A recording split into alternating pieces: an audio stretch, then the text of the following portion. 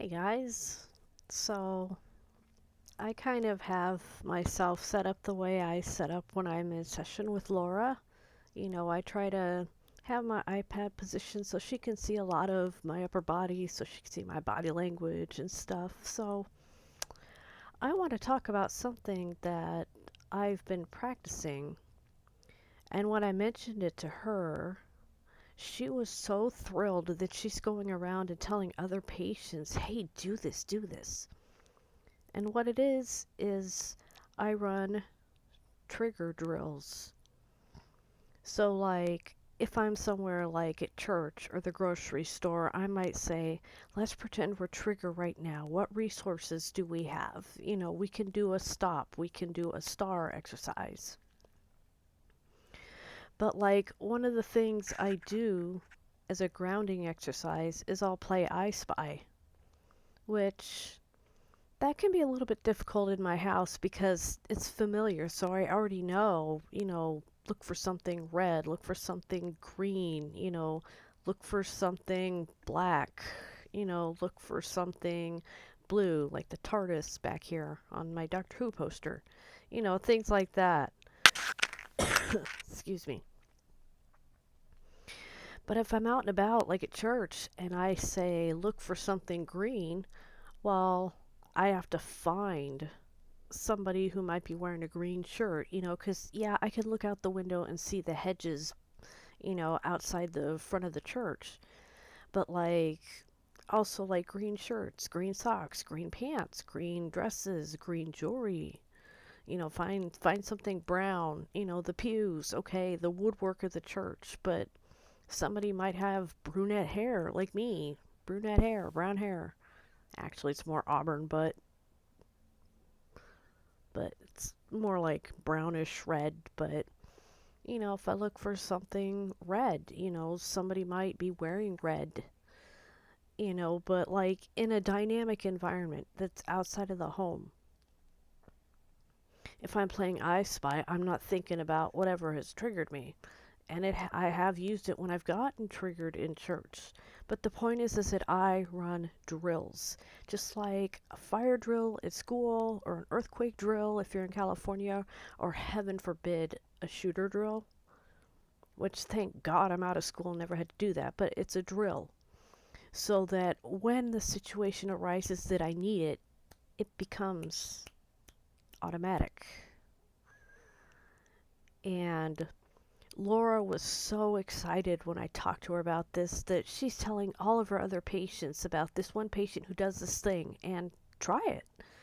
So I'm imparting that wisdom from me to you is, you know, do drills with your grounding techniques. Do them in your home, do them out of your home, but just run them occasionally. You can do it once a week or once a day. I do it a couple times a day just when I think about it.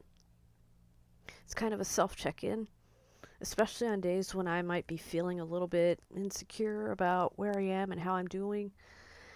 And, I'll admit it, sometimes we have days where the techniques just fail and we just have to kind of lay there in bed and just be like, okay, I'm going to take a day and then I'm going to get up and continue on. And that's okay. But drills, pretend like maybe you're training because you're in Dragon Ball Z or you're in a Rocky movie. Da, da, da, da, da, da, da, da, da. That music when he goes up the staircase and yeah. But just run drills because they will train your brain. And then you will have access to the technique in the moment because it will become so habitual that you create a parameter of if this, then do. I don't know, maybe that's an autistic thing that I do, but the parameter, I have it set so I don't have to think about it so much. I catch myself winding around in a spiral, or I see or hear something that triggers a whole bunch of really bad emotions, and it's like I self check. It's like, ooh, this is not good. Hold on, pause. Let's ground ourselves. Let's calm this down. And then I just do it. I don't have to think so hard about, what I'm doing. It'll happen. but you have to work on it. You have to make it kind of an automatic thing. And trauma recovery sucks. It just, Laura has even said, it sucks because you have to do all this hard work.